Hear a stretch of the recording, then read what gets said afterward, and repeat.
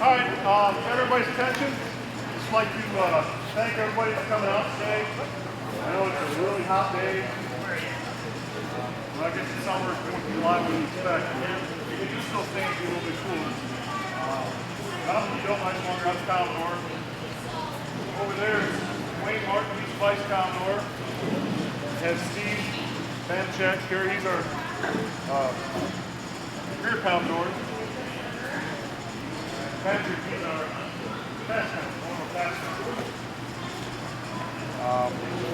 You got your thumb over it. You got your finger over it. Pulled pork. And we have chicken. I'd like to thank Jim Geyer and Patrick for cooking the food.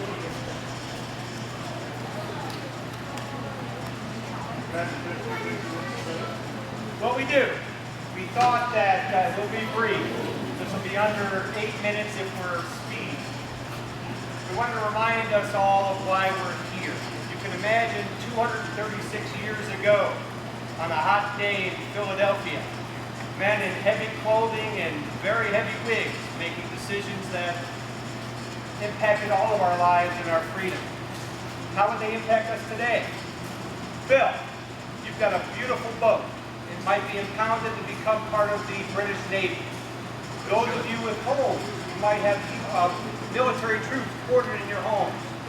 Or if you're a fisherman, you might have 50% tax on your catch. These are the things that could have happened 236 years ago while we waited for a decision from the Continental Congress.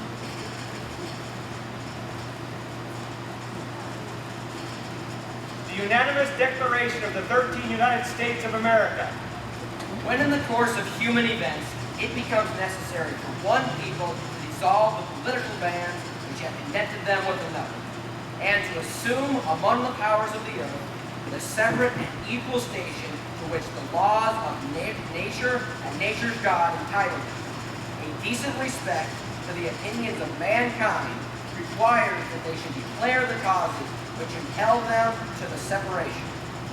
We hold these truths to be self-evident, that all men are created equal, that they are endowed by their Creator with unalienable rights, that among these are life, liberty, and the pursuit of happiness, that to secure these rights, governments are instituted among men, deriving their just power from the consent of the governed, that whenever any form of government becomes destructive of these ends, it is the right of the people to alter or abolish it, and to institute a new government, laying its foundation on such principles and organizing its powers in such form as to them shall seem most likely to affect their safety and happiness. Prudence indeed will dictate that governments long established should not be changed for light and transient causes. And accordingly, all experience hath shown that mankind are more disposed to suffer while evils are sufferable than to right themselves by abolishing the forms to which they are accustomed. But when a long train of right themselves by abolishing the forms to which they are accustomed, but when a long train of abuses and usurpations, forgive me, pursuing invariably the same object, evinces a design to reduce them under absolute despotism. It is their right, it is their duty to throw off such government and to provide new guards for their future security. Such has been the patient sufferance of these colonies, and such is now the necessity which constrains them to alter their former systems of government. The history of the present King of Britain is a history of repeated injuries and usurpations, all having in direct object the establishment of an absolute tyranny over these states. To prove this, let facts be submitted to a candid world. He has refused his assent to laws the most wholesome and necessary for the public good. He has called together legislative bodies at places unusual, uncomfortable, and distant from the depository of their public records, for the sole purpose of fatiguing them into compliance with his measures. He has made judges dependent on his will alone for the tenure of their office and the amount and payment of their salaries.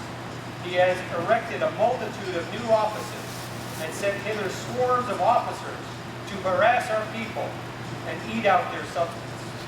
He is kept among us in times of peace, standing armies without the consent of our legislature. He has effected to render the military independent of and superior to the civil power. For quartering large bodies of armed troops among us. For protecting them by mock trial from punishment for many murders which they should commit on the inhabitants of these states. For cutting off trade with all parts of the world. For imposing taxes on us without our consent. For depriving us, in many cases, of the benefits of trial by jury. For transporting us beyond seas to be tried for pretended offenses. He has abrogated government here by declaring us out of his protection and waging war against us. He has plundered our seas, ravaged our coast, burnt our towns, and destroyed the lives of our people. He is, at this time, transporting large armies of foreign mercenaries to complete the works of death, desolation, and tyranny, all already begun with circumstances of cruelty and perfidy, scarcely paralleled in the most barbarous ages and totally unworthy the head of a civilized nation. He has constrained our fellow citizens taken captive on the high seas to bear arms against their country, to become executioners of their friends and brethren, or to fall themselves by their hands. In every stage of their oppositions, we have petitioned for redress in the most humble terms. Our repeated petitions have been answered only by repeated injuries. A prince who characterizes is thus marked by only acts which may define a tyrant is unfit to be the ruler of a free people. We, therefore, the representatives of the United States of America in General Congress, assemble, appealing to the Supreme Judge of the world for the rectitude of our intentions, do, in the name and by the authority of the good people of these colonies, solemnly publish and declare that these united colonies are, and of right, ought to be free and independent states, that they are absolved from all allegiances to the British Crown, and that all political connections between them and the state of Great Britain is and ought to be totally dissolved, and that, as free and independent states, they have full power to levy war, conclude peace, contract alliances, establish commerce, and to do all other acts and things which independent states may of right do. And for the support of this declaration, with a firm reliance on the protection of divine providence, we mutually pledge to each other our lives, our fortunes, and our sacred honor. 56 signatories risked their lives to sign this document, and we are the benefactors. If you would you join us?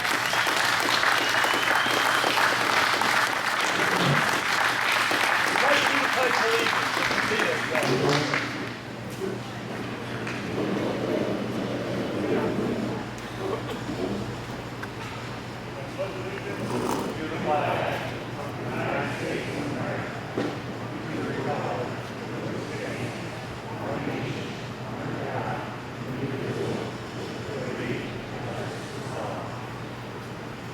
Thank you all. I know it was very hot.